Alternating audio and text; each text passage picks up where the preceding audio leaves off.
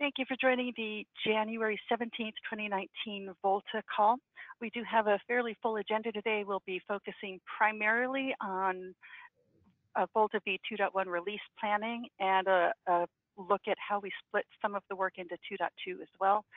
And we do post the recordings to YouTube, so please keep that in mind during the discussions and if there are any presentations as well. With that, I think we'll go ahead and get started. So as I mentioned, first, our main focus for today is release planning for v2.1. So the first sprint for that is planned to start on Monday. And so we'll get as much covered as we can today. We also wanted to have some time for discussion, follow-up from our previous meeting on the containerization for the open OLT adapter, a discussion for timing and other factors to consider for whether to pursue the containerization in Python or to go ahead and do the migration to Go at this time for the OpenOLT adapter. So we'll try and keep an eye on the time to make sure we have some discussion for this item as well. We also wanted some time for discussion on the tech profiles and Floki Decomposer meter band stories. So we had deferred some of the discussion to VOLTHA discuss to see how far we could get prior to today's meeting. And I believe we have a path forward at this point that has agreement from the folks that have been discussing it on VOLTHA Discuss. So I'd like, my thoughts here are that we would have one or more folks from the community give a quick summary of the ideas that were exchanged and the planned path forward so that we can get confirmation and vet that with the rest of the community on today's call if folks have not had a chance to fully follow that discussion on VOLTHA Discuss. And then finally, just a reminder here that Sprint 12 for 2.0 is targeted to complete tomorrow, end of day. And then we do need to find someone who is willing to step up to cut the release and take care of that once we close out the sprint. So we'll try and cover that at the end of the call if we have time remaining. And then with that, I think I'll switch over to the slides in one moment for the release planning. Are there any quick questions on the plan for today before I switch to the release planning slides? All right. And then also this draft is not on the wiki for public availability yet. And so hopefully we'll get agreement on the call today, and then I'll go ahead and link these to the release planning link on the wiki after today's call. Okay, so our 2.x planning slides. So we have, the deck is in a similar form to what we used for the 2.0 planning. We've got our overall plan and a roadmap timeline slide. We've got a high level of the requested scope, for example, for the 2.1 and 2.2 releases. So we need to look at the schedule and the amount of sprints we have available, if that's sufficient to do that work, and if not, make some judgment calls on our best path forward. And then some more detailed look at the 2.1 is the main focus for today, and then 2.2 as well for the scope for each of those, and then trying to line up technical leads for the various scope items, and then also figure out which teams. And today, part of it can be just, company-wise, who is planning to be involved in the development of a specific scope item. And we'll try and get individual names as well for possible, but I recognize we may not be able to cover all of that on today's call.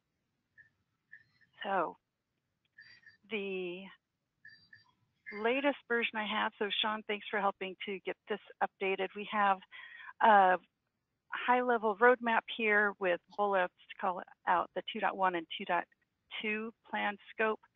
And I think we've talked some about the 2.1 before. So this is the containerizing the OpenOLT adapter and also the OpenOMCI compatible Broadcom ONU adapter, and the continued work on BBSIM, complete the technology profile and meter band work.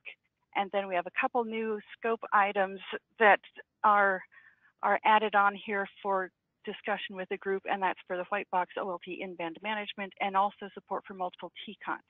So we did have a call to try and collect some input from service providers for their plans for which features they need in a timeline. So we've had that discussion to try and prep for this meeting before bringing it to the community as a request and to see what we have resources to cover. And then 2.2, the proposed scope then would be IPTV multicast, support for multiple active NNI ports, high availability on the ONOS apps, PPPoE, and then looking also at supporting a GPON white box, OLT, and EPON. So that's high level. We'll go into a little more detail on the other slides. The rough timeline that was looked at to align with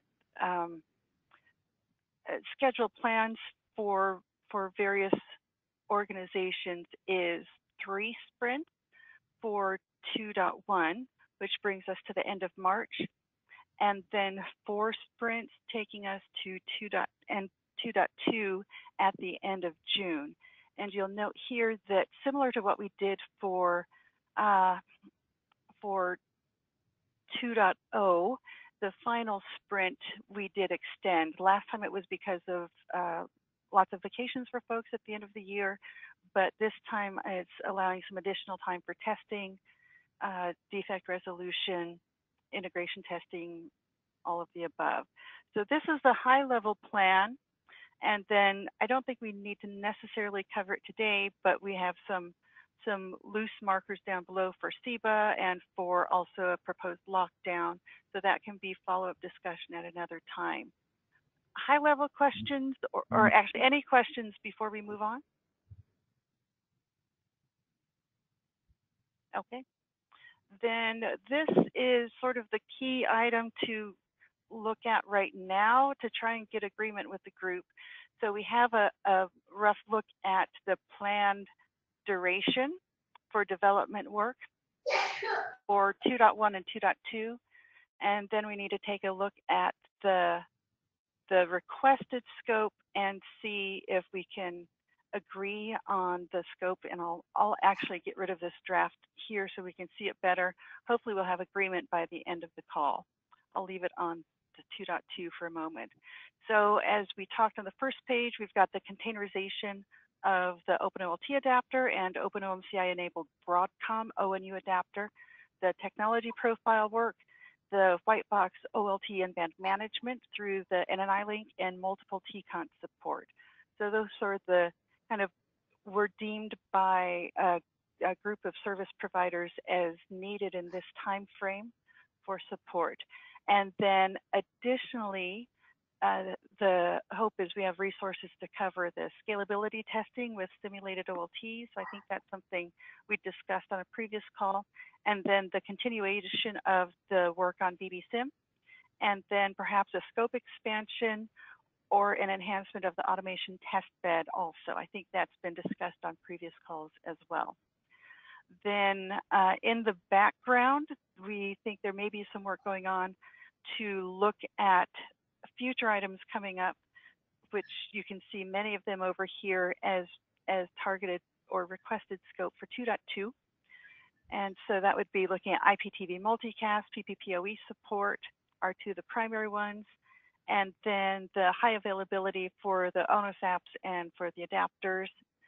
This one is determining which version we need to use. So this is sort of a task or action item to determine which one should be utilized for which version should be used for ONOS with the 2.1 release. And then some exploratory work on the support for a GPON white box and expanding technology profile work to support both GPON and EPON. So the request for those would be scope items coming over here in 2.2 in June. So this was, and so you can hopefully kind of tell we've given this for 2.1 as a prioritized list of the requested scope coming from the discussion amongst a number of service providers. So it's these top 5 were the primary focus. And I think all of us had agreed on these top 3 before. So it's seeing if we have resources to pull in 2 additional ones. And then I believe some of this in the background will be also going forward without overlap of some of the resources. So I think we have dedicated or close to dedicated resources that would be working on some of this as well. So I'm hoping all of this can be included. Yes. A couple of questions. So just one feature that I don't see there. So Races has created a Jira story around writing the OLT adapter in Go. So is that something that would be on the list?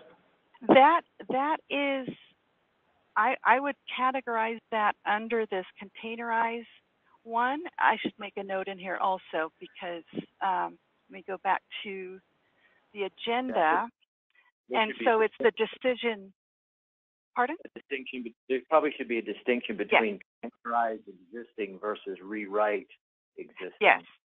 And so that was, if we want to pull this discussion up to now, we can do that, because this was the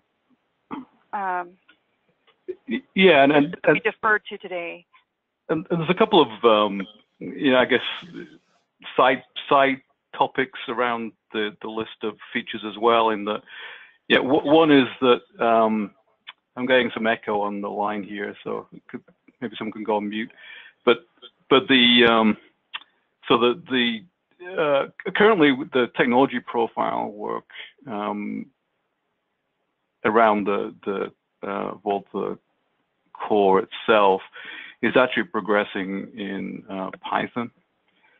So once we do make that transition to the VOLTHA core is in Go, then we need to make a decision: do we just continue to have an implementation of technology profiles that is supported in Python, or do we cut over all the work into Golang?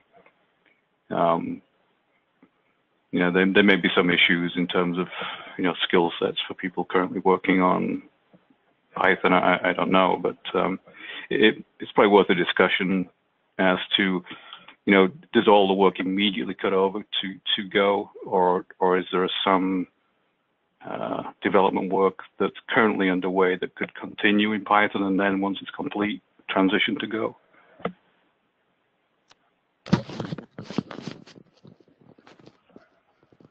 So are you saying that you think all adapters should be moved over to Go? Because I don't think that's necessarily needed. No, I'm not saying that, but from the technology profile, there are VOLTHA core-related changes that are currently being implemented in Python. That once we switch over to the VOLTHA core in Golang, then do we continue to finish an implementation in Python and then transition over, or do we just stop the Python work and basically try and boot it up in the Go side? Okay, so if it's just Go core, I would probably suspend the Python core work, because mainly due to the fact that we don't have that many resources overall to work on things. Like, from my point of view, even if you continue the work in Python, like in the sense of to make sure it works, we can take over and migrate that into the Go core. That's not an issue. Yeah, so that's kind of what I was thinking, was basically we have an implementation that's partial or complete in Python. Do we want to finish it up and see if it works and then transition to Go, or ban? Yeah, I mean, it seems like that might be the least disruptive way to do things. But. Yeah, even I feel the same in the shot. So that if we complete the implementation, that's a good way to kind of proof of concept it over here and then port it over. And so we're also in the discussion with Netsia, because they do have internal demo they need to do.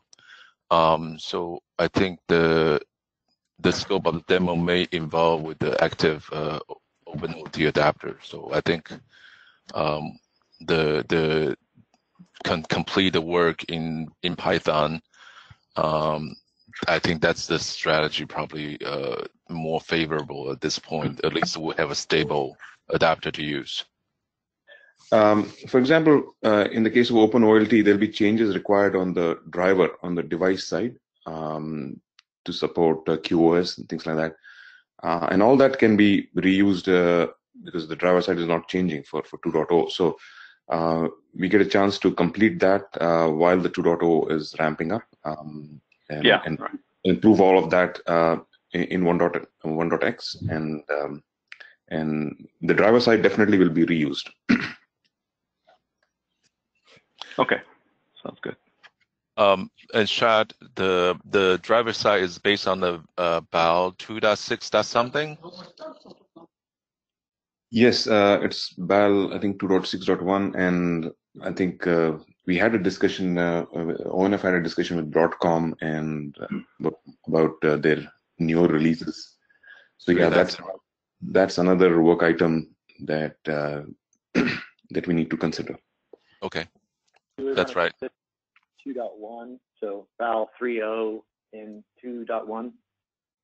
Would it make things easier, or do you think it's going to introduce too many unknowns? Well, yeah, so they have changed the BAL API quite significantly, so that's something that we need to consider. So we can discuss that in another call, I guess. Yeah.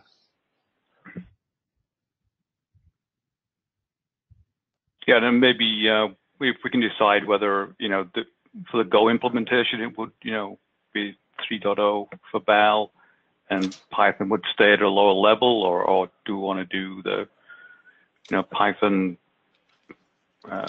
integration of 3.0 in the OLT adapter as well? So maybe have a separate discussion on that.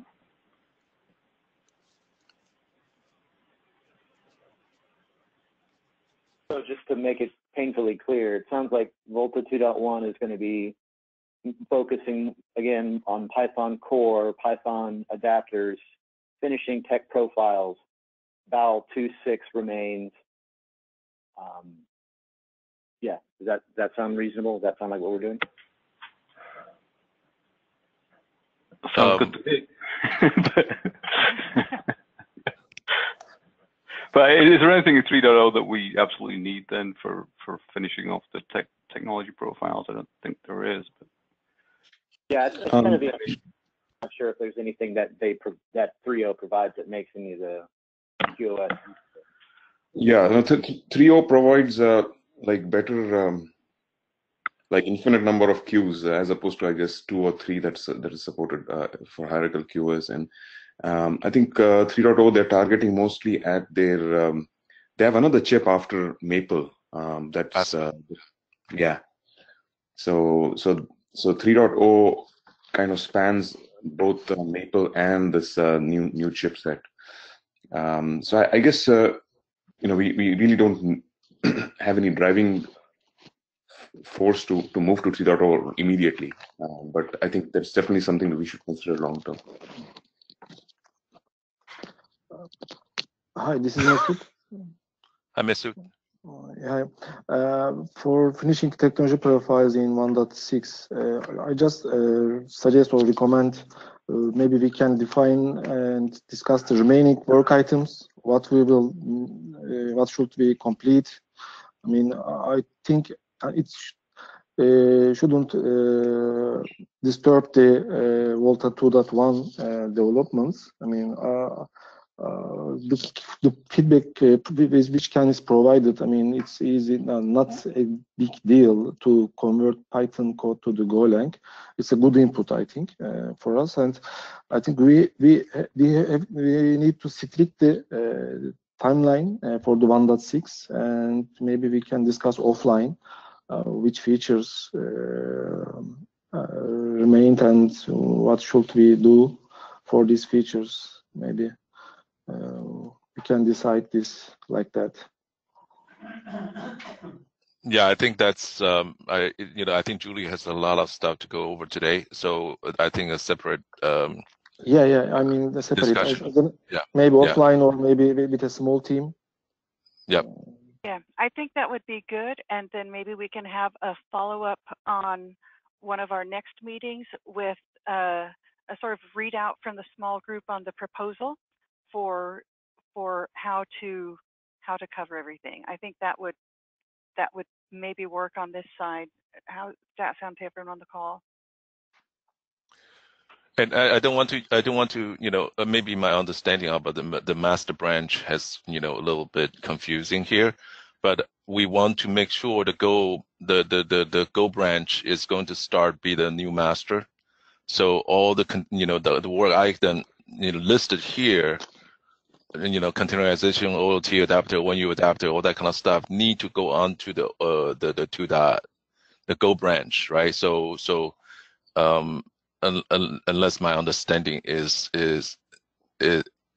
wrong, so we cannot slow down the containerization work. So while we're completing the technology profile also. So I completely agree with that. Yeah. So I think, Julie, we still have some. Basically, it's a development scope, and then where the code need to be placed at. So I think that is something we need to figure out. Well, the phrase master, I think in the new core now, it's not so much about a single repository with a single master. Now there's the Go core, which has its own master, and the Python core, which really includes all the adapters and is really what we consider our current master. Now, large sections of that source tree just are no longer relevant with the new core. Do we now create multiple repositories for each adapter, and they each have their own master, if you will, that is expected to point at the Go core master? I can't remember if that was what was decided or not. Or is VOLTHA master now just going to become the adapter repository, and the core portions of the Python code in VOLTHA master just get ignored? Well, currently in the Go repo, the VOLTHA Go repo, we have both the Go repo and the Python repo, so both together in one repo. We did that this way currently for ease of development. In a sense, under the Python, you have the PONSIM adapters, the simulated OLT adapters. So it's just easier to do that. So long term, it doesn't have to reside under the VOLTHA Go. We can have just a VOLTHA Go it's just a repo for VOLTHA Go, and we can have separate repos for each adapters, or just have one repo for where all the adapters will reside. But it's for anybody who wants to do development on the VOLTHA Go currently, there's a Python repo, Python directory there where they can put their code for now.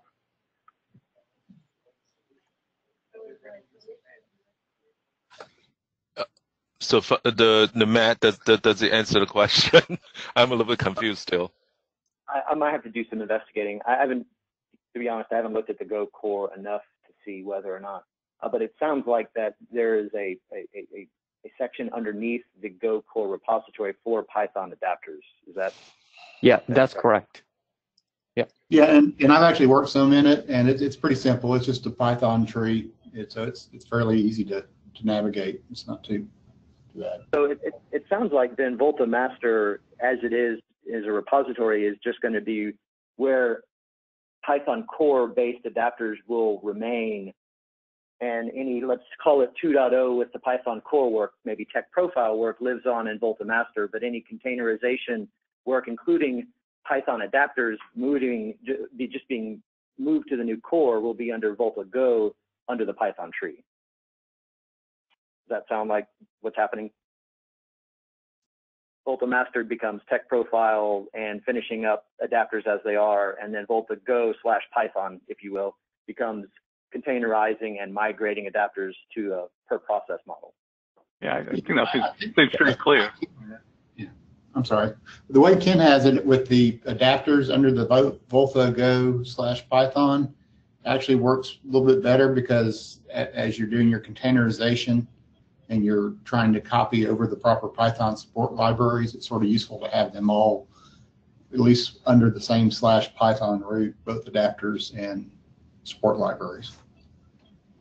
Yeah, I agree. I guess I'm kind of belaboring if VOLTHA master, the existing Garrett repository VOLTHA, becomes really just what 2.1 is for tech profile work, there's no need to cut a 2.0 branch and then everyone does all the tech profile work in 2.0 branch. We could cut a 2.0 branch and then master just becomes finishing up tech profile work.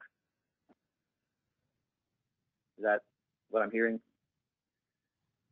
Yeah, yeah, Matt, I see that the current VOLTHA master, we continue the tech profile work on that. And I don't see there's any reason to cut a branch. We already have a 1.6. So the master of the current repo, we just continue the tech profile work on that. And I guess maybe if we insist on having something called 2.0 on Friday, we could just create a tag for 2.0 as it exists right now, but no work being done against that. We still continue working against master. That's right. I mean, this 2.0 tag, I mean, to me, it makes no sense. I don't know what we are tagging, but yeah, it's Friday, let's tag it. I agree, actually. I feel like we're half done with tech profile, and creating a tag right now really is just to make ourselves feel better. So. Well, it's a milestone we didn't need to make sure we enforce, right? And then the original idea is all the work need to be going under focus on the containerization and then the VOLTHA 2.0 development. So yeah, but we also just said tech profile as well. So it's like, if we do tech profile work and we do containerization work now, it's like, at some point somebody's got to say, I want this more than I want that, and I got to decide what I'm going to work on.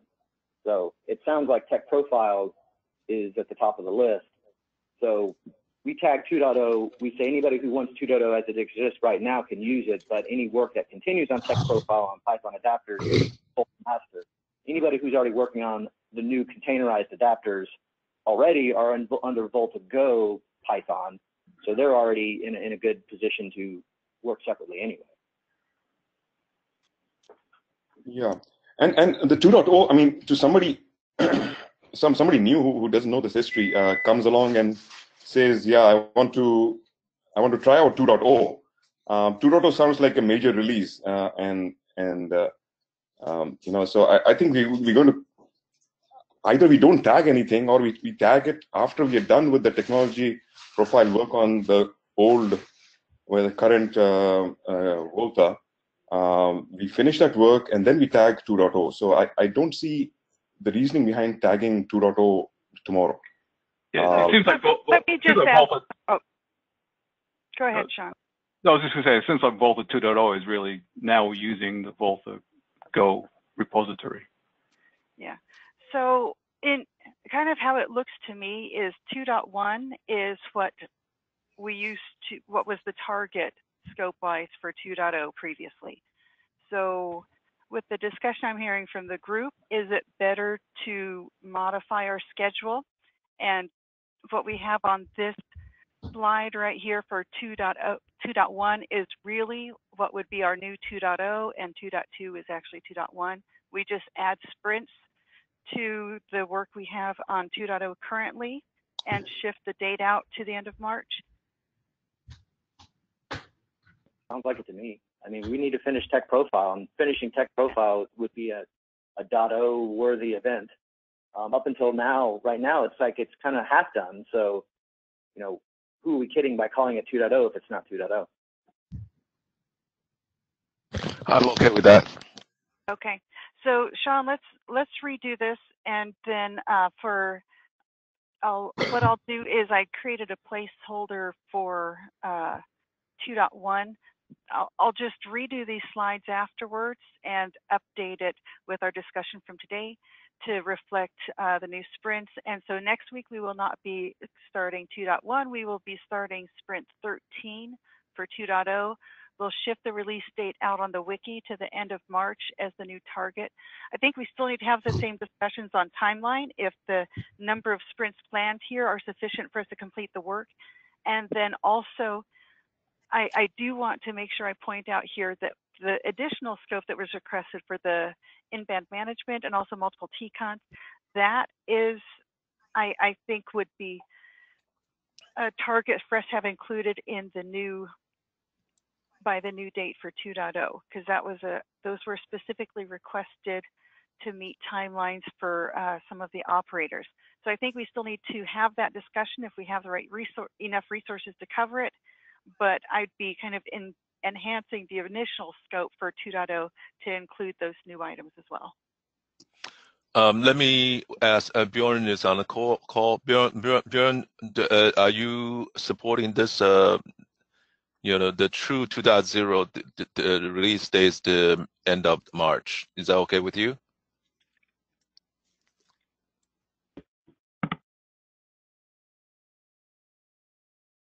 I know Bjorn is trying to. I can't hear you. Yeah. Are you on mute? And Masood, is that okay with you also? While we're trying to get Bjorn to connect the audio. Hi. Oh, hi. Hi, Sean. I'm in, but I joined in very recently. So if you have a question to me, it would be great if you could repeat it. Basically, right now, in the original timeline, we have the 2.0 release cut. We cut it on this week, but since there are continued work regarding to the technology profile, and there's no working adapter available for anybody to take it in, so we basically going to change and update the branch out release date for the 2.0 to where the current 2.1 will be. So basically in the end of March. I think that should be okay with your timeline also. Yes. Okay. Okay. And Masood? And I think it's as long as we have that additional scope covered, I think hopefully that works for folks. And Masood, I think Sean, next question for Masood. Yeah. In this case, I mean, 2.1 features will be inside 2.0. This means that? Yes. Okay. Yes. Yeah. Okay. So Okay. Basically, yeah. What I'm going to take is the additions we had in this column here on the chart.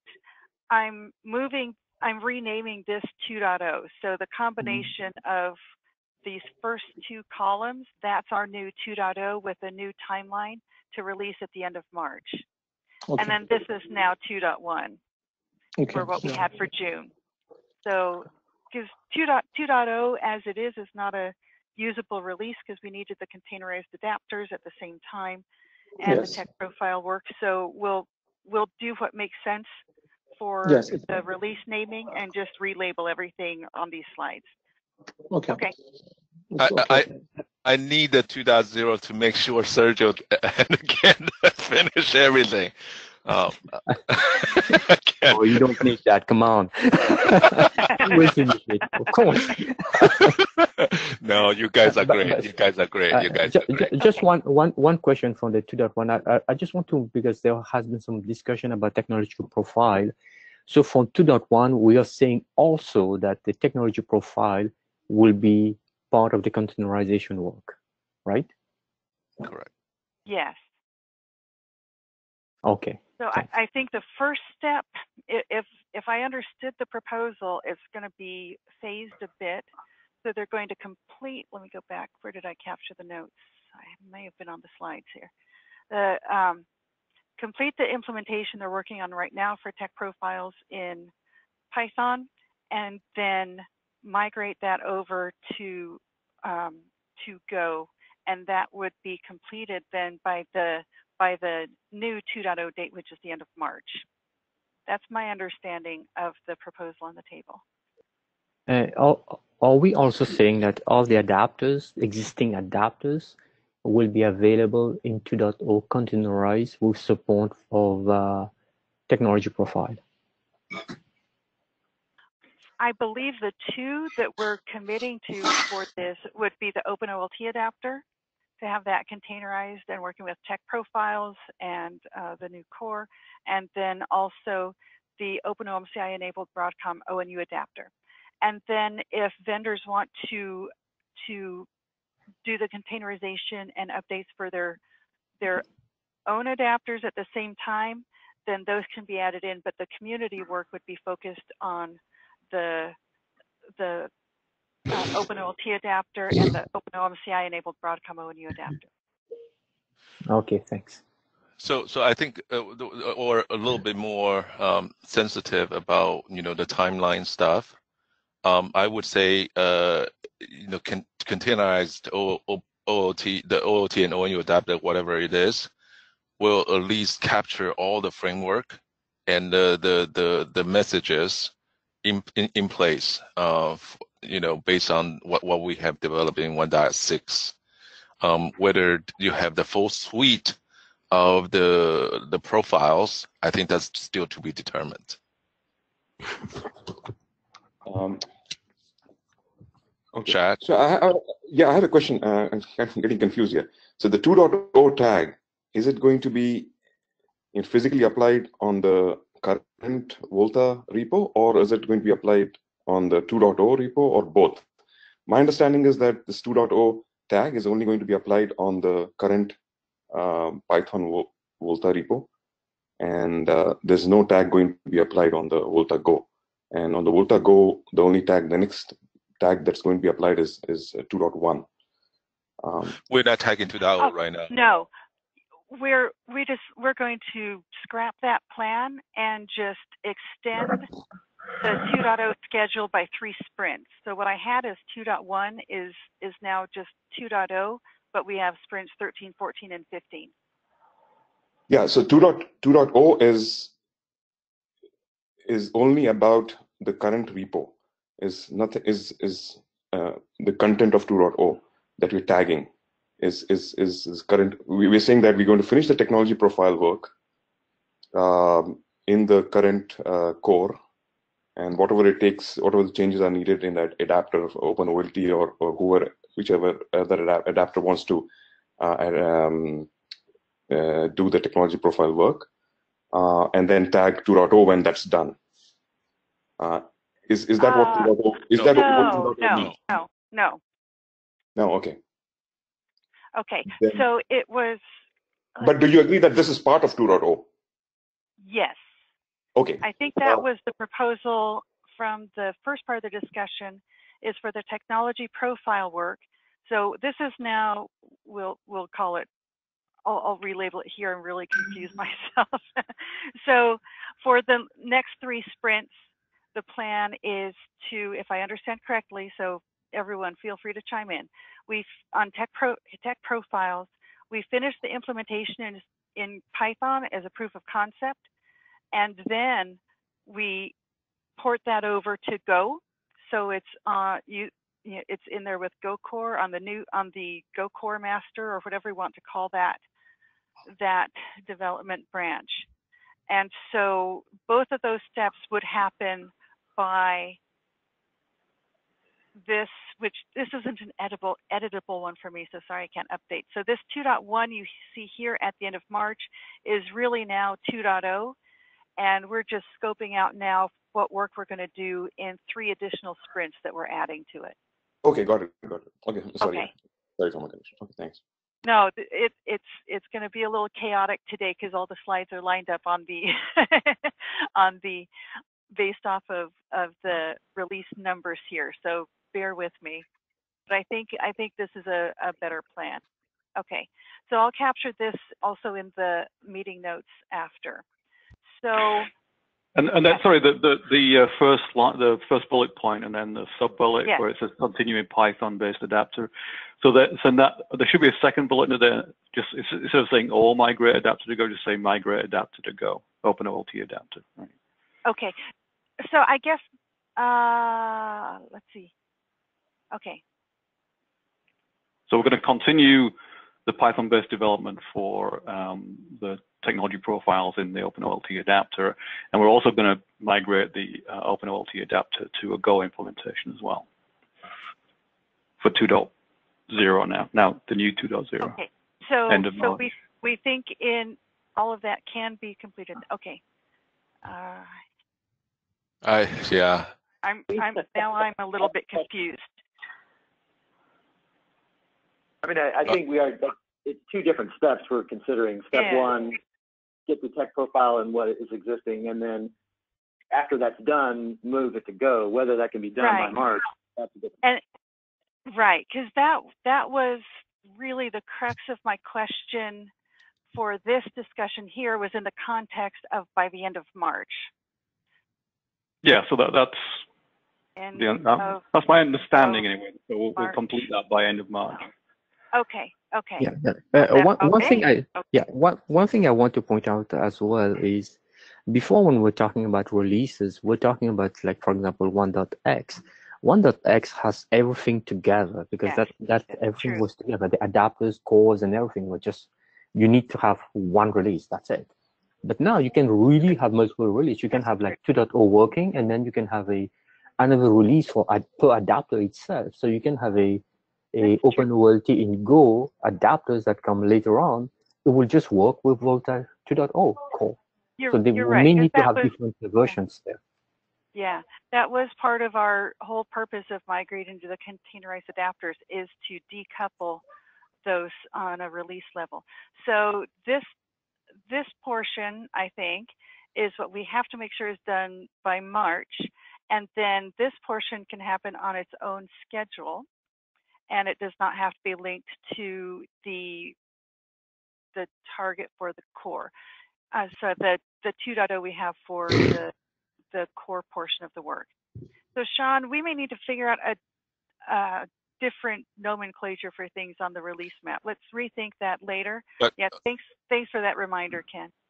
But again, right? So on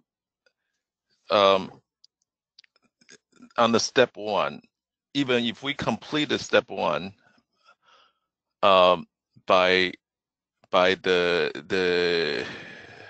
2.1, for example,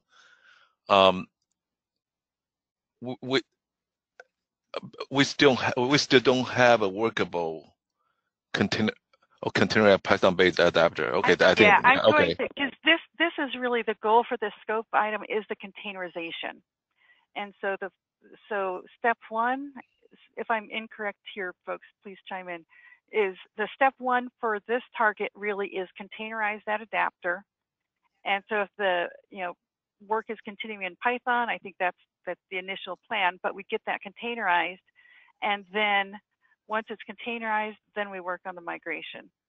And then that can be decoupled from the terminology we have for the 2.0 for the core. It could have its own release schedule and naming once we have it containerized. So everyone? Do we want to make it just a separate bullet point then for migrate adapter to go? Yeah. That makes sense. Probably repeat the same thing for the OpenOMCI Dables adapter. Yeah. It's the same two, really, because if they're both going to go, it's the same steps, really. So I think what I'll do, for the sake of time. Oh, go ahead. I was going to say, whether, I mean, I guess the debate of whether they need to be rewritten or go or not doesn't prevent them from being containerized, but, yeah. If it's one or the other, then both of them could be considered in the same way. Yeah, and the Atran adapters will also be containerized in 2.0 or 2.1, I'm sorry. It looks to be pretty easy. That's good to know. I'll try to look this up afterwards. Go ahead. I was just saying, containerizing the Python adapter to use the VOLTHA core was easy. Yeah, at least the file arrangements. Actually the most work is changing the imports paths and making sure you get the I adapter right. Good deal. Might not be so bad then. Maybe one simple question: why do we need to change the OLT adapter? Why do we have to write with Go again? Is it a mandatory option or? So this first one was a proposal. I shouldn't say the first one. The OpenOLT adapter one was a proposal from Radisys to I believe, do this. Is that right, Sean? Yeah, just as a performance scalability improvement. Okay. Yeah, for the Adtrain adapter, it'll be in Python, but portions of it will be in Go that are needed to. Once you're in your own container, and on the other side of a bus, you can do quite a few things for performance. And so I think we do not actually have a proposal on the table for this time frame, end of March, to migrate the OpenOMCI enabled Broadcom ONU adapter to Go. So right now I'm just going to have that as a TBD, as a possible future item. But then once it's containerized, it could be on its own schedule. But and I'll reorganize this slide afterwards. But I think in the interest of time, I don't want to do that on the call. So I'll try and clean it up. And once it's on the wiki, you can give me feedback and I can fix things as needed. So I think this we have nailed down for the plan. So while we're here, why don't I go ahead and just confirm. I have pre-populated some items with who I think is kind of working on things or has agreed verbally to work on things. So for the OpenOLT adapter, I've got ONF, EdgeCore, and Radisys. Is there anyone else who I missed who is planning to work on the containerization effort for the OpenOLT adapter?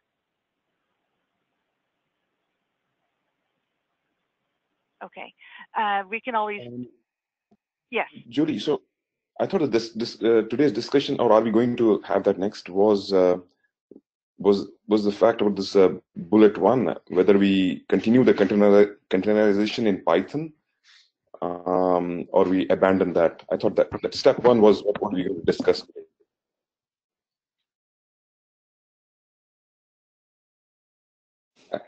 Am I making sense? I mean, okay, I'm not understanding your. Yeah, maybe I just don't have it written here correctly. Yeah, I understand what Shad is saying, because it was my opinion too that maybe we'll have this discussion whether we need to do a Python of the OpenOLT or just go to Go.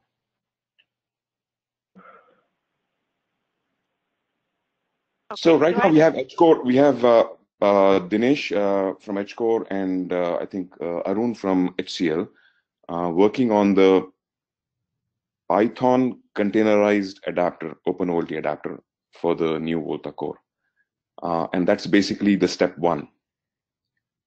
And then there's step two, which is what Radisys has proposed, is a new Go OpenOLT adapter.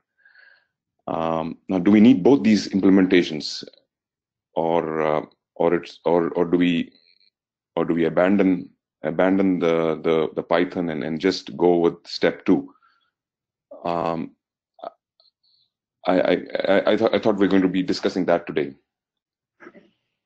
So that was part of the discussion. We've got about 40 minutes left, so we'll see how this goes. Let me go back over here. So that's this scope item here.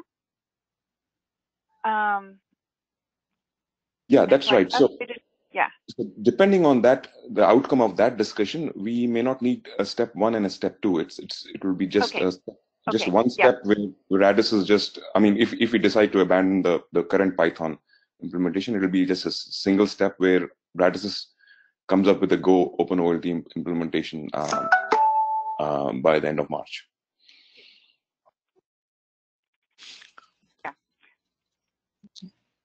Based on my experience developing like Ponsim and simulated OLT adapters, some in Twisted Python and some in Go.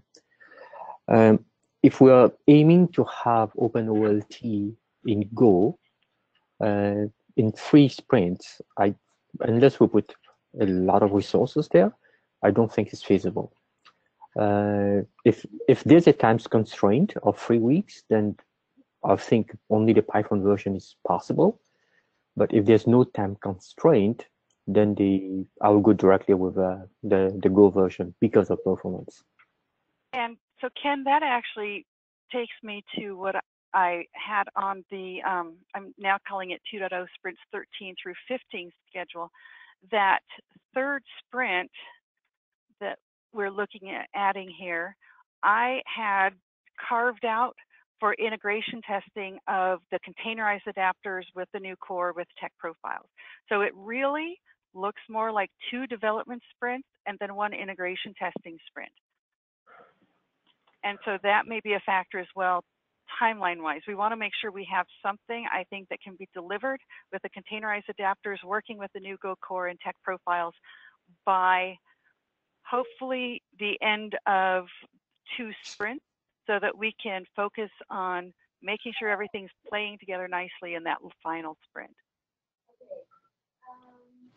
So Shad and Sean Massette and others, if you can keep that in mind during, it sounds like there's going to probably be a side discussion between the folks working on it to look at schedule, look at feasibility, and make a decision. Is that right, Shad or Sean? What Sean Julie, Massette. no, Julie, can you decide what can you define what's the side discussion? I think this is still the whole community work. The side, oh, okay. So looking at the schedule and the resources working on things, and we've got, if my assessment here is correct, that really we should have 2 development sprints and then an integration sprint working with the containerized adapters and the new core, the Go core, then what can be completed by really early March so that we can focus on the integration test. Then with that, what makes sense on the OpenOLT adapter side? Do we continue on the containerization of the Python-based adapter, or do we just scratch this out and focus on step 2, which is migrating to Go as well? So Ken, adapter level, does it really have to use Go or not? They don't have to. Like that's the whole point of having adapters there. Right. But if we want to have the performance and that that eventually we would want to have, if we remain with a twisted version of the Python, the set of libraries that we have available, like especially the one that talk to Kafka, they're not like highly performant libraries because twisted is just a 1 single event loop.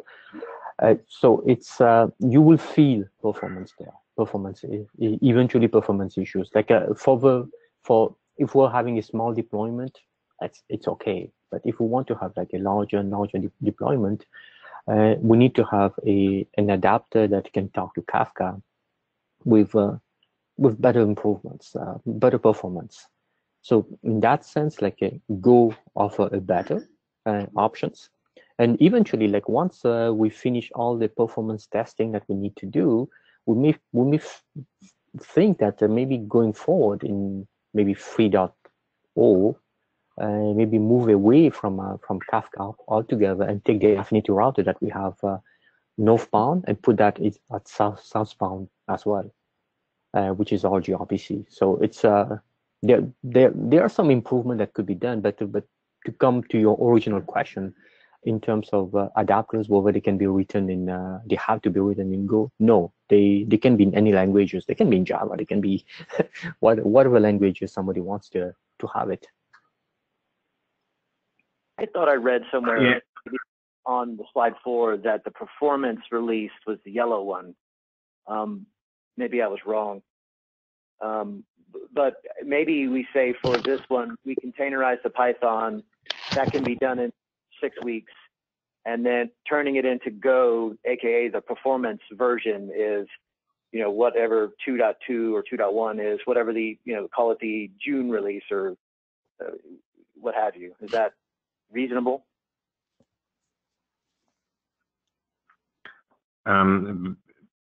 Let me say a few words on that. So from DT perspective, we strongly focus on a solution which is able to live in a larger deployment.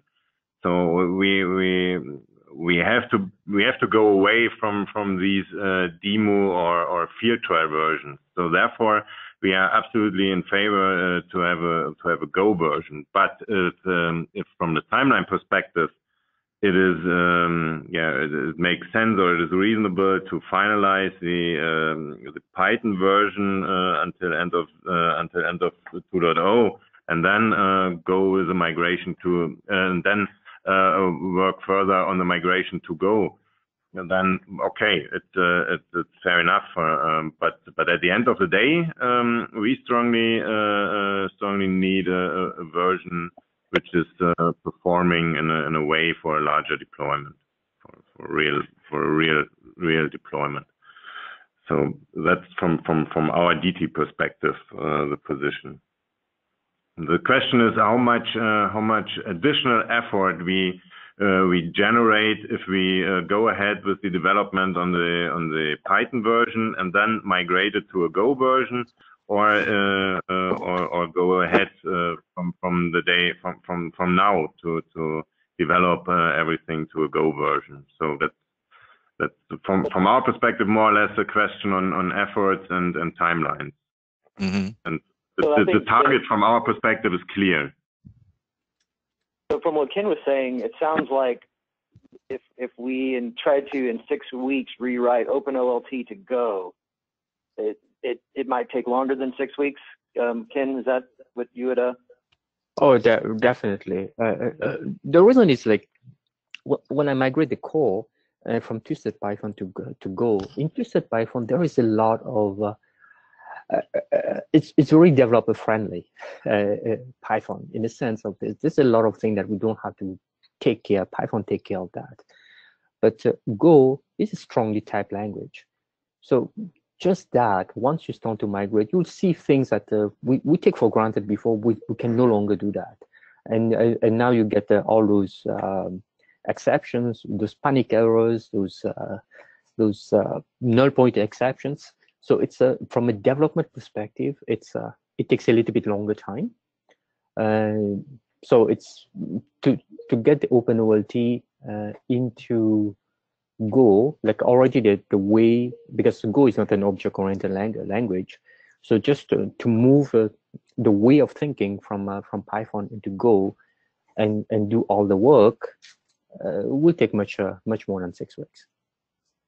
So given that, and also given the need for sooner performance in a time frame, is the expectation that Go Core and all Go adapters are needed to get that performance, or can we work up and say Go Core gives us X improvement, and then Go Core plus one adapter gives us X plus one improvement, and then Go Core plus all adapters gives us, best improvement, right? Is incremental improvement, possible with the movement of adapters and Go Core?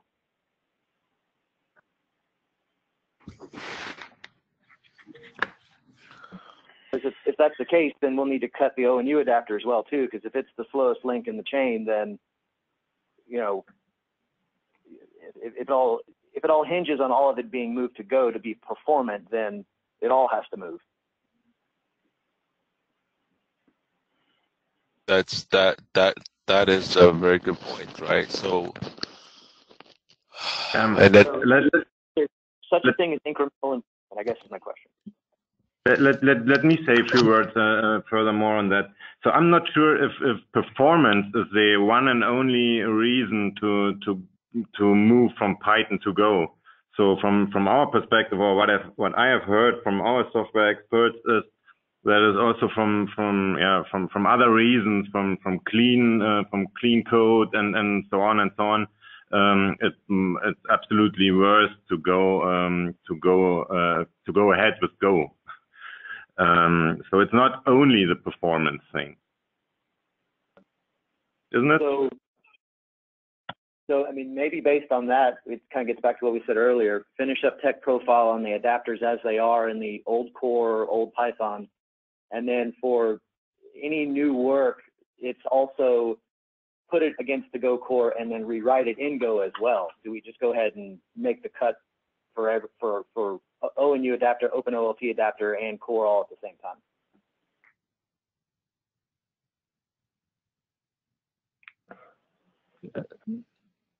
For me, that would be my preference. The reason is, one of the reasons is because currently what we have a two set of libraries written for in Twisted Python and in Go.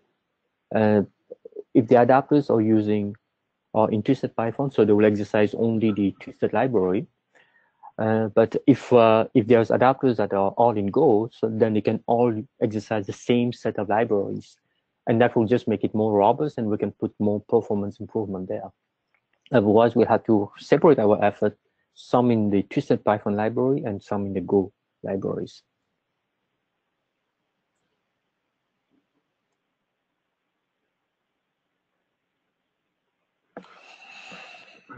But yeah, we have all these IGMP support, all that stuff is in the pipeline, and then and the resource constraint, that's another issue. So I to be honest, I don't know how we can have a perfect ideal situation to move forward. Maybe we just stack and sort all what we want. It's like, number 1, tech profile. Number 2, Go core, Go adapter. Number 3, multicast. Stack them up and say, these are what's most important. And if somebody doesn't like the ordering of the importance, then resources need to be assigned.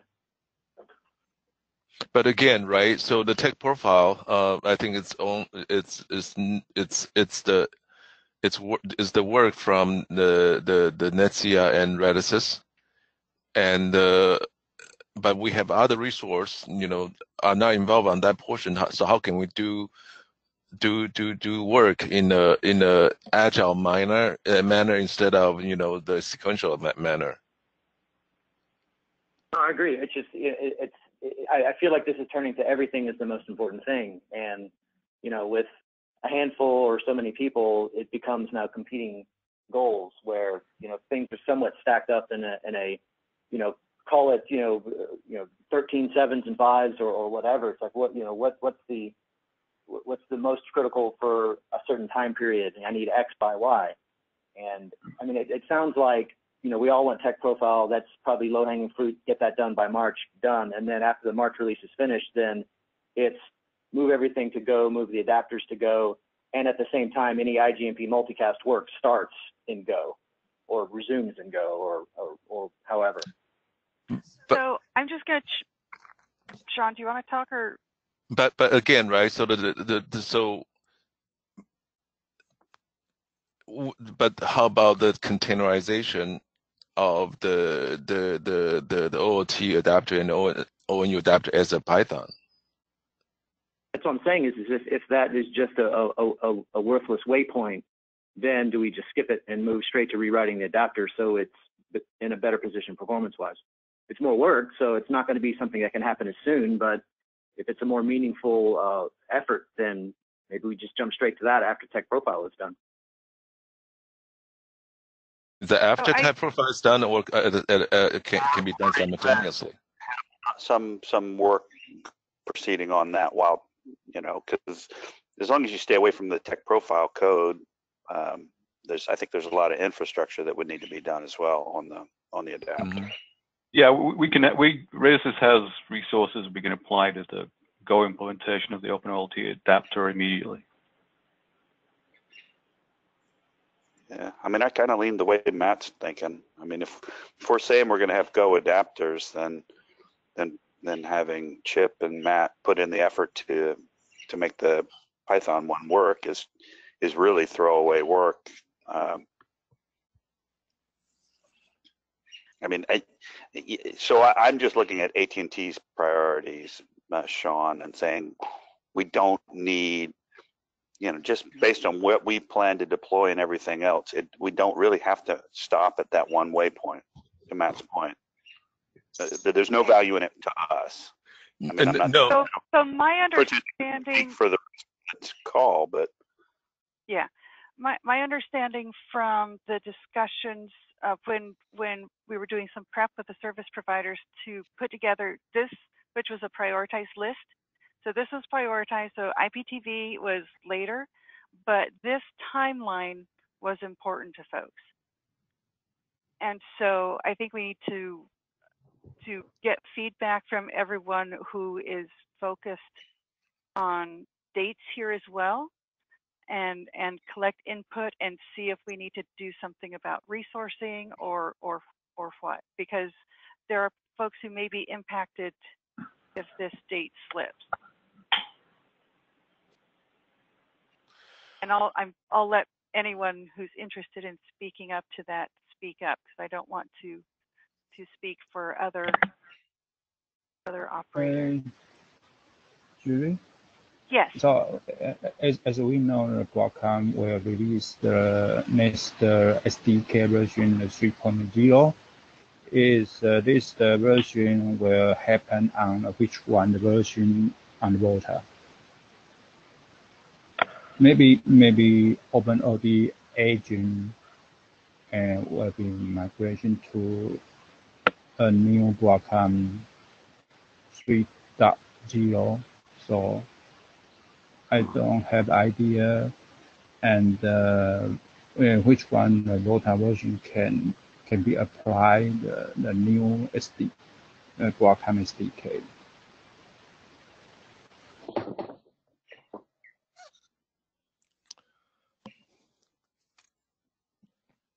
I think that's yeah. So Shad was mentioned some of that, and then AT&T, we're going to talk to Broadcom, and I think everybody has been talking to Broadcom. We still need to determine whether we need the full 3.0 feature in the beginning or not. So I think if you're telling me the in-band management required the 3.0, then that will change things, right? So, but if at this point, I do not know the delta between the 2.6.1 and 3.0. Whether 3.0 is some enhancement of the QoS plus the Aspen support or not. I think that's that potentially we can put it off. So I think the scope of the 3.0 at this point, we cannot. I don't have enough information to make a decision. Yeah, Jason. So unfortunately, the in-band management through the NNI, that support is only available in 3.0, I believe. But Frank from Broadcom also hinted that if there is enough push from the users, from the customers, to backport this feature into 2.7 or whatever, they might consider that. But yeah, so that is the in-band management is one feature that we would need, and that's there into 3.0.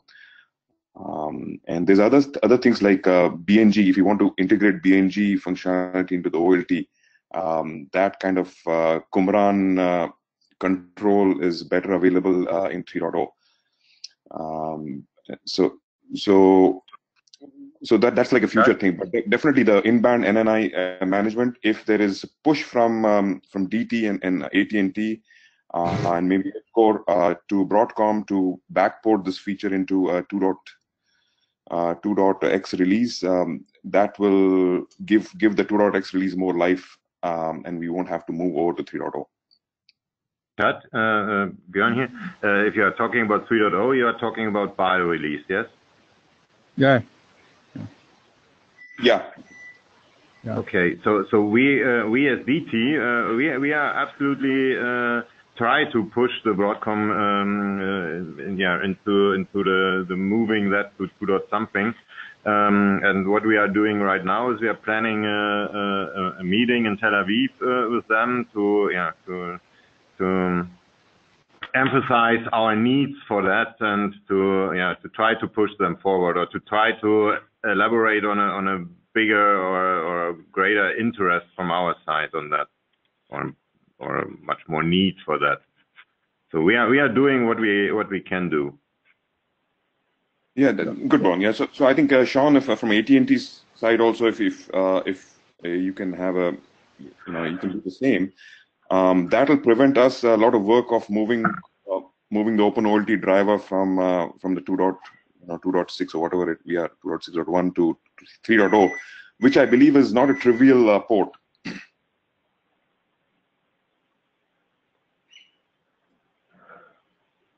Yeah. In the Bell 3.0, the command drive the command driver SDK a driver version is different from the 2.6 the SDK. So I think we have a lot of the API is different. So maybe in the OpenOT agent will have a lot of work to change it, or maybe will affect to the OpenOT containerization to verify some functionality and use the gRPC worker to work together. So that's why I'm thinking. So I think this item, this point, so what I get out is we prefer to stay with 2.6.x. So, so we need to take a look of whether we can influence the Broadcom on that. Is there some multiple TCON support? Would that be also dependent on any of those the BAL version?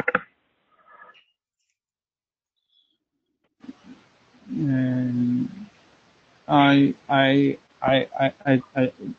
actually we don't exactly to know about this one. So, and we will check from Broadcom. Can you do that, please? Yeah. I wouldn't imagine it would, but multiple TCON support does imply probably massive changes into the VOLT app in ONOS app and how we define services. I mean, there's a lot of implicit default behavior that's in the system that goes away if you need to match TCONs with specific services. I think there's a bunch of work that we need to figure out there. Well, it's nice to have a bird chirping in the background, so that's a little bit soothing here. I think so. We should have the bird. That's my dinner. Done. But okay, release dates. I think is the milestone we try to set up so we can have clear definition of the timeline. I'm speaking nonsense here, but the June date, that's something we have to fulfill.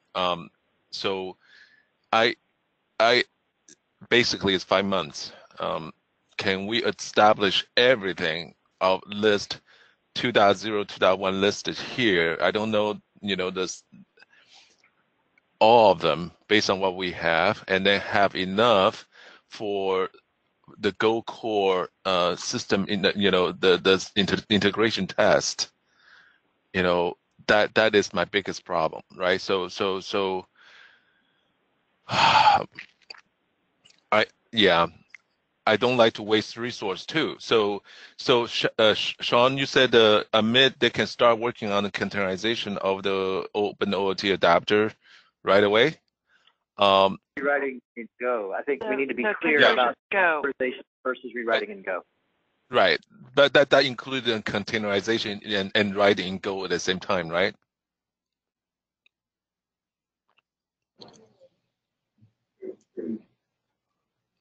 Is that yeah, Sean, that's right. It needs to go together. Hello, am I audible? Yeah, you are. Yes, you are. Hello. Yes. We can hear you. Amit, we can hear you. We are able. So Sean,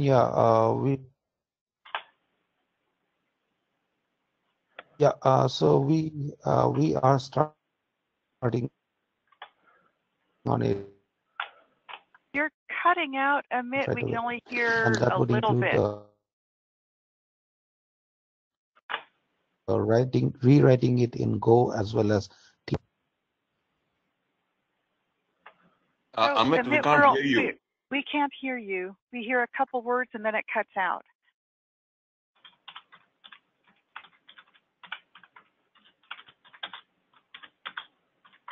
Okay, so we have about 15 minutes left. We'll see if Amit can solve his audio issues to give some feedback here. I think the goal at the end of March. So Julie, just to add some words to Amit, what Amit was saying. So basically, the idea is to do containerization and the Go rewrite at the same time. So yes. Okay, and so it would be in Radis's view, these would both be achievable by the end of March, based on ramping up of resources. Well, step 2 plus the containerization would be doable by March. Although Ken has reservations about our ability to do that based on the number of resources, but we think we have the resources to achieve it. Especially if Ken or someone from Sienna could maybe help out with some consulting around that. That would be great. Oh, absolutely. I see that. Yeah, I see the containerization of adapters as a joint effort in the sense of at this time the core has been written. Really, a lot of things that we have done is around like simulated OLT or PONSIM adapters, for example. But with real adapters, then we'll experience maybe more of those APIs. Maybe there will be APIs required. So definitely it could be a two-way effort. It won't be just like you guys on your own though. Yeah, and Radisys will apply the needed resources to hit the date. Yeah, and also there's the simulated OLTs and when user adapters are already in Go, so that's a good start. And I'm assuming that a lot of the the issues around doing that conversion you guys have already hit. I would assume most of them. Yep. So we can build off of that knowledge that you guys have too. Yeah, for sure. Do we want to include the ONU, the Open OMCI ONU adapter as well? So if we do one and not the other, are we saying we get enough performance where we're quote unquote happy, or are we going to say it's all got to go at the same time?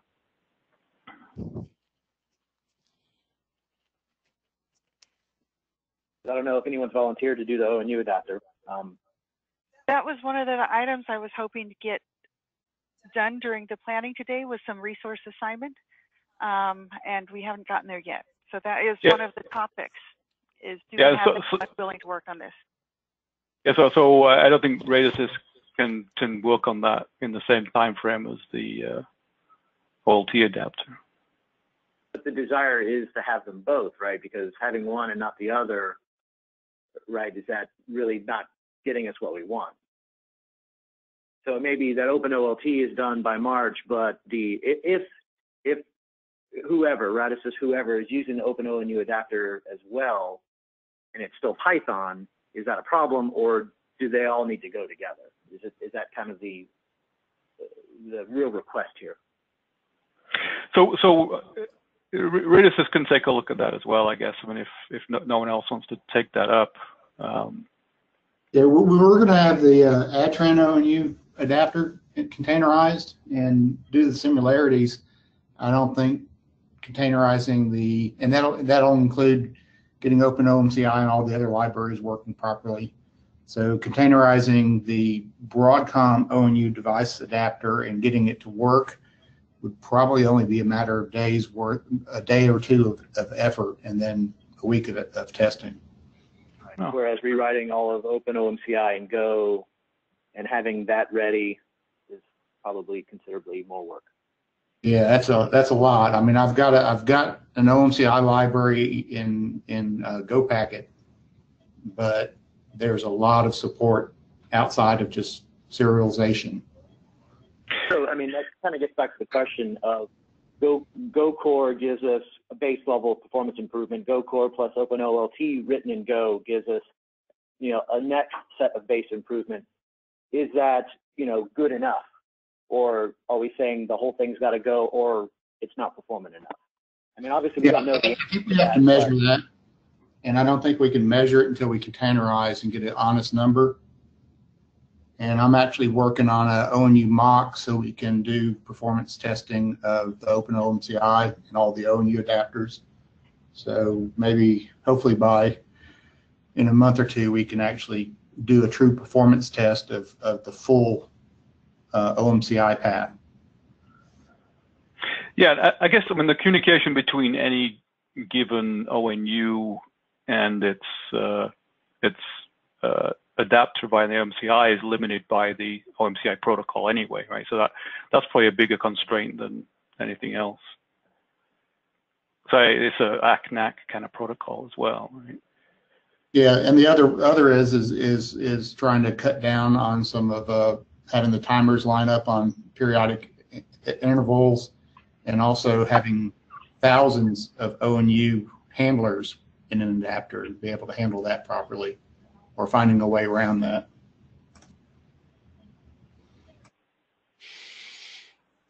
So it sounds like for March, then, just so we're clear, Go Core, OpenOLT written in Go, ONU adapter in Python as a separate container. I'm okay with that. I need something to have a whole lot of choice. So yeah, I mean, I guess as long as we're all clear, then yeah. Say that again, Matt. So it's the March time period will be the Go Core. The March time period will be OpenOLT adapter as a container written in Go per Radisys, and then the ONU adapter as a separate container in Python as it is today.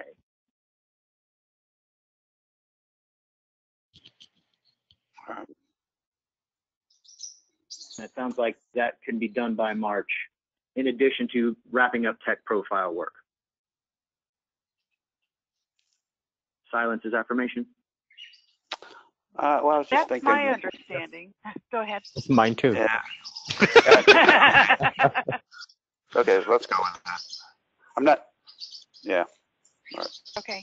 So now the next question. So we know we have a lot of resources tied up on the tech profile work from multiple companies. We'll have a lot of resources tied up on the containerization and migration to Go of the OpenOLT adapter. And we'll also have, so I don't have an assignee yet here. Did I get the sense that perhaps Adtran and AT&T were willing to take a look at the Python-based adapter containerization? Yeah, I can do that. The Python adapter moving to the Go core with the Python OpenOMCI libraries intact. Given Chip's work, I think, yeah, we can do that. Okay, great. That is good news to me. Okay, and then we can address resources for a later migration of the adapter to Go in a different time frame. For the two additional ones that were requested, and this is for the March timeframe, that's the Whitebox OLT in-band management through the NNI link. Do we have resources that are available to work on that, i.e. you're not tied up in the 3 items above? And is it even going to be possible given the version of BAL we're using? Yeah.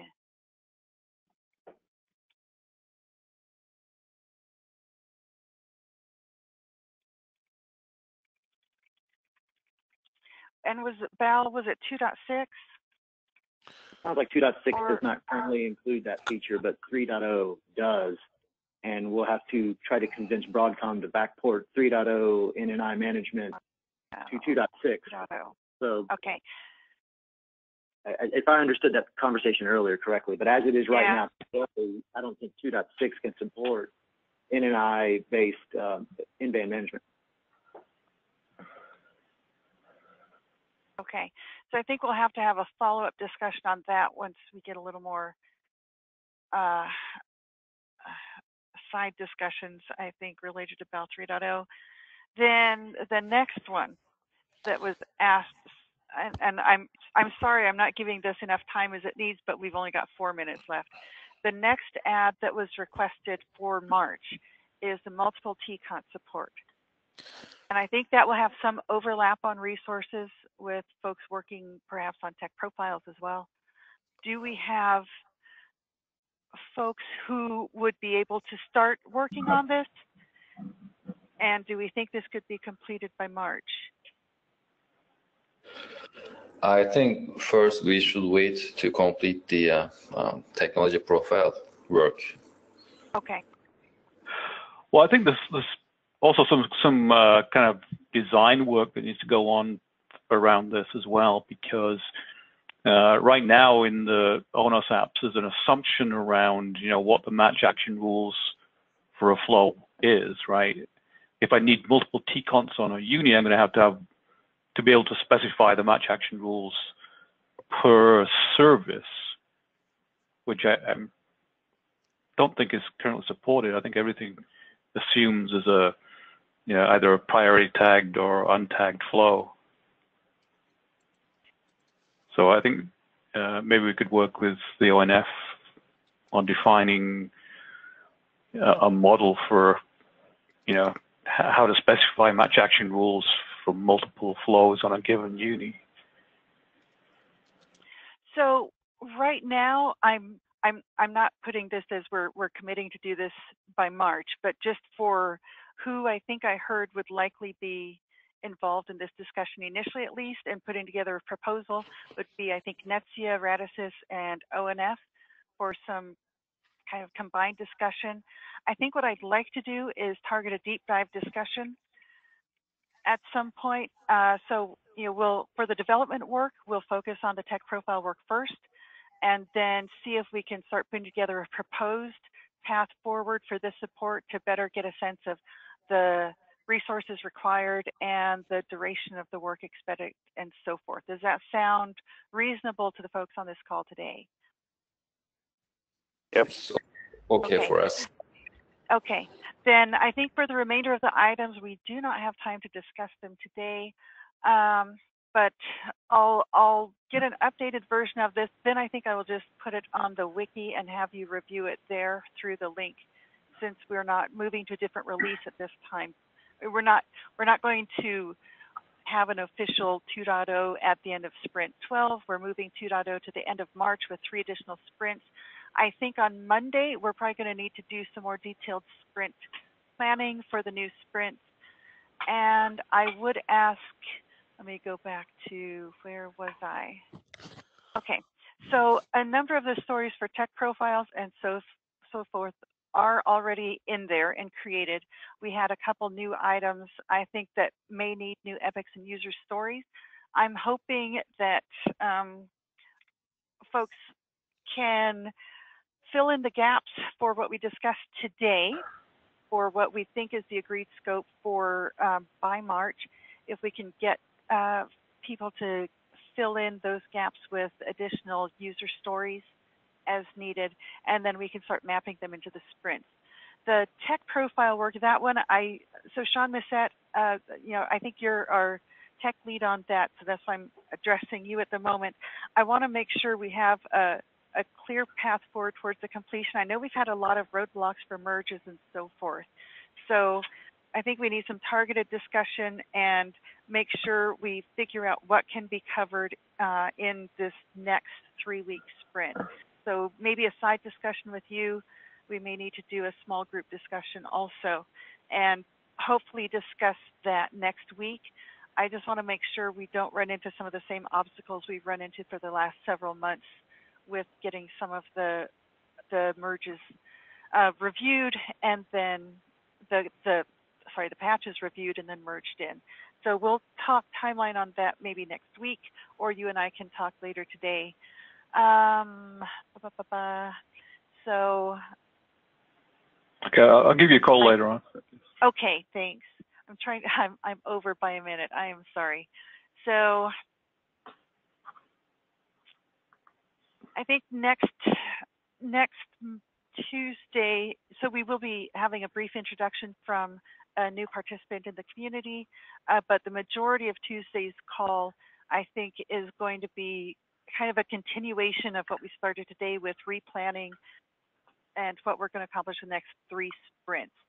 So I think, do we still need a separate meeting for the containerization discussion on what we were calling the step 1 and step 2, or do we just go straight to go? Is that resolved at this point, or do I still need to schedule something additional? It sounded like it was agreed that we would do both. I'm not sure if we had a Shad, are you still on? Yeah, I'm on, but I'm kind of making breakfast and I missed out what. Oh, okay.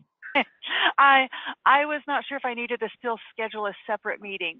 So let's talk offline or email if I need to set something up for additional planning discussion outside of the Tuesday, Thursday calls for the path forward for OpenOLT from now to March. I think that would be better. It will clarify many things. Okay, so let's still plan on that. I'll see what I can set up. I don't know if I can pull something together by tomorrow, so we may need to schedule early next week. I'll see what I can come up with. And with that, I think we're out of time. Any last topics from the group before we drop the bridge?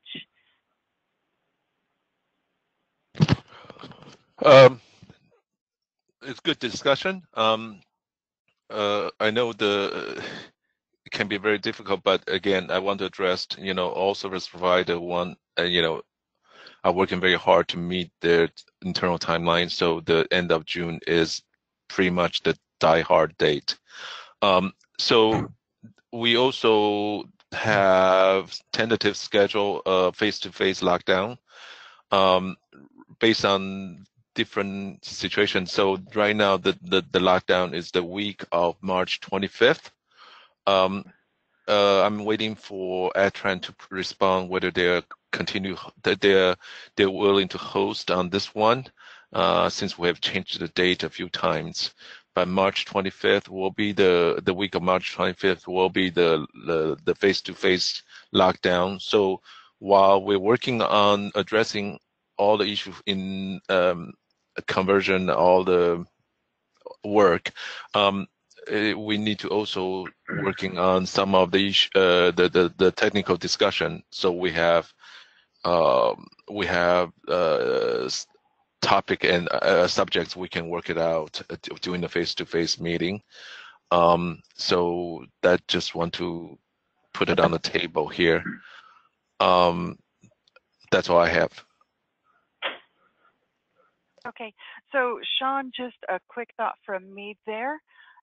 Once we get this up on the wiki, I think the timing for that, since we're planning to finish this next step on 2.0 by the end of March, the good topics for discussion in that lockdown would be the items that are the candidates. We didn't get to review them in detail today, but for that, what we're now calling 2.1. I think those would be good candidates for discussion and try and flesh out the detail there for what we would accomplish in between March and June. Right. Okay. The other thing is, I think, so Julie, still, right, even though there's no 2.0, I think tomorrow we're still looking for a lot of the existing Jira ticket to be closed, complete, based on the Sprint 12 development, right? Yep, that's correct. So please, everyone, get your updates into Jira, check the status, see if there are any patches in Garrett waiting for review or merge, if there are things that you've been working on with other members of the community. So if everyone could take a little time to do that, and then we'll try and get things closed. We'll close Sprint 12. I'll create a new Sprint 13 so that we can start mapping some of these new stories over as well for that ask that I had for people to the planning for this, since it went a little differently than we'd initially talked about. So if we can start pulling things from the backlog for the scope for this upcoming sprint, which will be sprint 13 for VOLTHA 2.0. Okay, I know we're a bit over. Thanks everyone for your patience. Any last comments before we drop the bridge today? Just if everyone could just take a look at that one flow for one direction thread. Yes. That's a proposed solution for the issues we're having around the technology profile and multiple tables. Seems like most people are happy with that. There are changes in Flow Decomposer and OF Agent and VOLTHA app in ONOS. So please take a look at that and provide feedback on that. Yes, thank you for that. I was hoping to do a quick recap here so we could get confirmation from the community on path forward. But yeah, I think we have general agreement. We'd like anyone to chime in quickly if you have a different view so that we can move forward with that work. Sean, do you have a deadline? Let's set a deadline for feedback. About Friday. Okay. This is the metadata solution, right? Embedded in metadata. That's right. Which Friday? Yeah, Matt and I talked through that. We don't really have a problem with it. By Friday. Oh, the chip. You're asking which Friday? Tomorrow. So I'll clarify it there. Okay, thanks everyone. Last call again for comments. Well, since we have a little bit over, so Chip, are you supporting that solution? I need to see the latest comments, but it's been going in a really good direction. So okay. I think we're good. And Shaman said you're okay, and Don, you stated you're okay also, right? And then we should see whether Sergio was provide some response. And then the Shad and the Thrav, they seems to be okay with that too. Yeah, we're okay with that too. Hey, Sean, I'm okay. Sergio. I'm okay. Great. Okay. So I think we have a decision. Actually, I think we do. So Sean Massett, I think we have the go ahead for that item.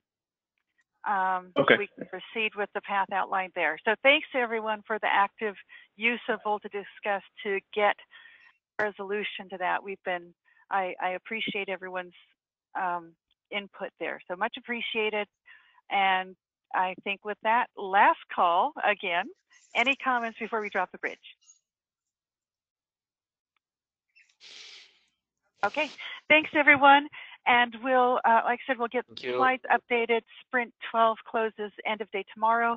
And we'll continue sprint planning for the next 3 sprints, to map it out a little bit better next week. Thanks everyone. I will drop the bridge. Thanks. Bye. Thank you. Bye. Thanks. Thanks, everyone. Bye.